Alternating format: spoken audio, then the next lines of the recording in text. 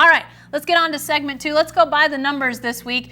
And Cedric, your number is $10,000. That's the amount of money that we are learning from this ongoing court case involving payments to players in college basketball. This is the amount that is alleged to have been paid by Arizona coach Sean Miller to Deandre Ayton every month. Cedric, what in the world is going on here? You know what it makes me wonder, Jen? I wonder what the football players are making, man.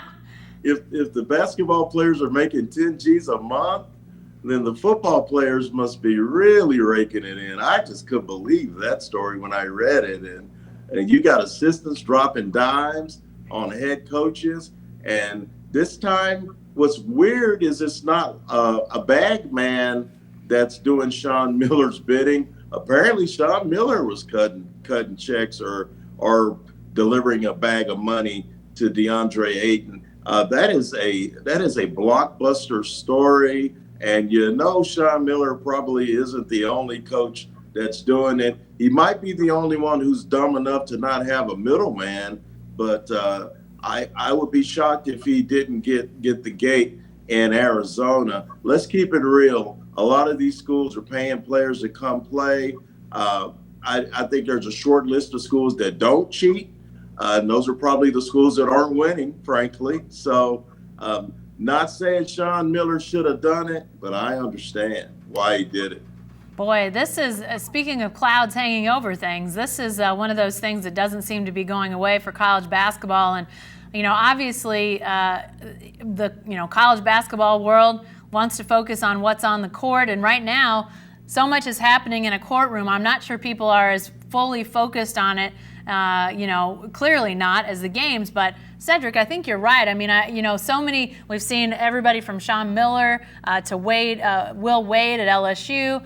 There's been a lot of fingers that have gone out in this thing, and you wonder, yes, it seems like a lot of places are being sort of caught up in this. So you think, well, maybe this is just happening to some degree everywhere.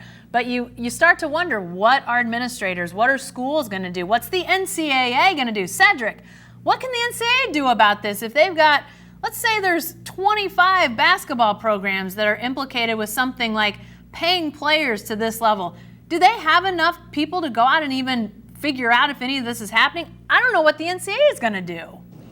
They have enough, but I'm going to tell you why they're probably going to be slow to the chase. The almighty dollar. Let's not overlook the fact that the NCAA is making billions upon billions of dollars off of NCAA basketball and NCAA football, particularly that tournament and those bowl games. So the corruption is the corruption, and if they're smart, it's a cash money business, Jen, and they're not writing checks like those idiots from SMU back in the 80s when we were little.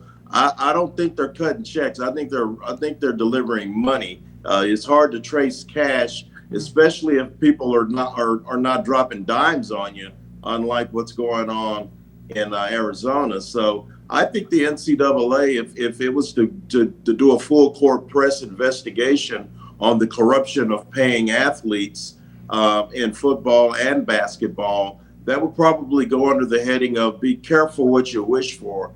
I don't know that they want to find this corruption, because what it's going to be doing is it's going to probably in the end cost them several million, maybe billions of dollars. The last thing the NCAA wants is for stars to not be able to come to their schools and play in their tournaments. And I know these head coaches are not looking forward to the day when the NBA reverses that freshman rule and allows these kids to go straight to the pros again. Because remember when that was going on, we missed out on guys like Kevin Durant and Kobe Bryant. I mean, not Kevin Durant, Kevin Garnett and Kobe Bryant.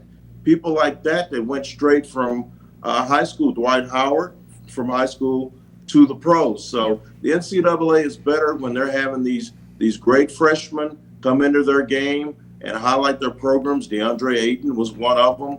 And so don't be shocked if the investigation is a little bit slow on the uptake. little hands off, if you will, for the NCAA. We'll see. It'll be interesting. Here's my number for our by the number, Cedric. It's 3,000.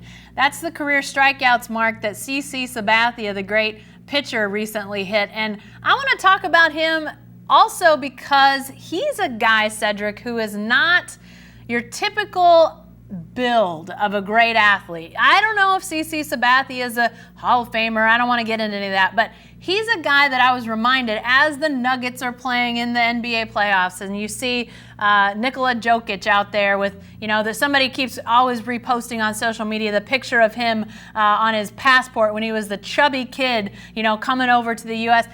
These guys aren't your average cut athletes, and yet doing great stuff. I just wanted to give a shout out to some athletes that, are clearly skilled in what they do. I don't want to knock what either of those two guys are doing, but it doesn't always mean that you have to have the six-pack abs and be able to, lift 300 pounds.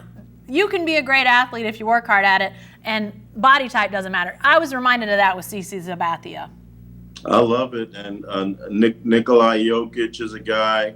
Remember Craig Stadler, the golfer, Refrigerator Perry. I like when the big guys get a little bit of love, Jay Carr. I'm in that fraternity. I'm calorically challenged, if you will. Now, I was sexy and hot when I was in my 20s and 30s, but those days are in the rear view. So when I see a CC Sabathia getting some love nationally, I kind of pat my chest a little bit and go, way to go, big boy.